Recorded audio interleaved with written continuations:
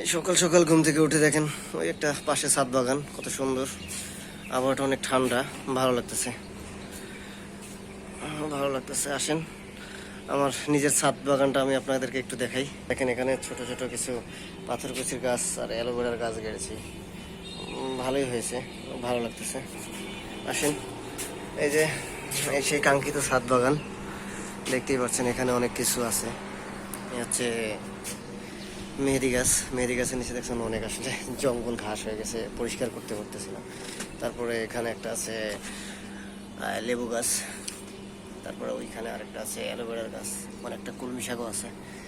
তারপরে সেই কাঙ্ক্ষিত ছাদ বাগান, এখানে পাট শাক আছে, অনেক কিছু আছে। এখানে পাট শাক আছে, পুঁই শাক, এখানে পুঁই শাক, এই যে পুঁই শাক, পুঁই শাকের পরে দিকে দেখছেন এটাকে কি বলে, এটা হচ্ছে হলুদের গাছ, তার সাথে নিচে আছে এখানে আদার গাছ, মানে পেঁপের গাছ আছে।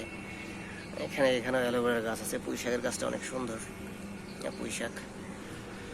তারপরে এখানে সবেদা ফলের একটা গাছ আছে, গাছটা মরে গেছে অবশ্য, গাছটা নিচ দিয়ে অনেক আবার গজিয়েছে।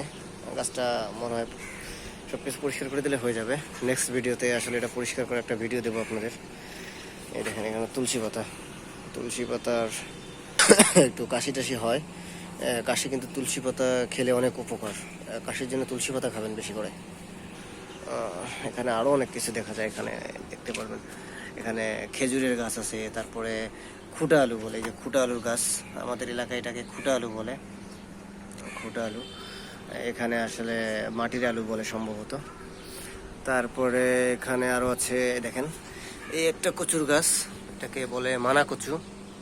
মানা কচুর গাছটা অনেক সুন্দর, বড় হবে আস্তে আস্তে। তারপরে এখানে দেখেন করল্লা গাছের চারা রোপণ করা হয়েছে, করল্লা গাছ আছে। তারপরে এখানে এই যে একটা বড়ই গাছের চারা রোপণ করেছিলাম, বড়ই গাছের চারা।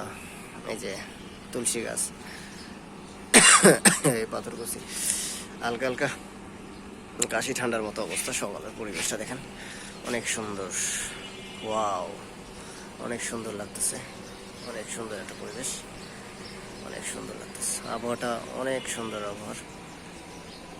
অনেকদিন পরে সকালে ঘুম থেকে উঠে গেলাম।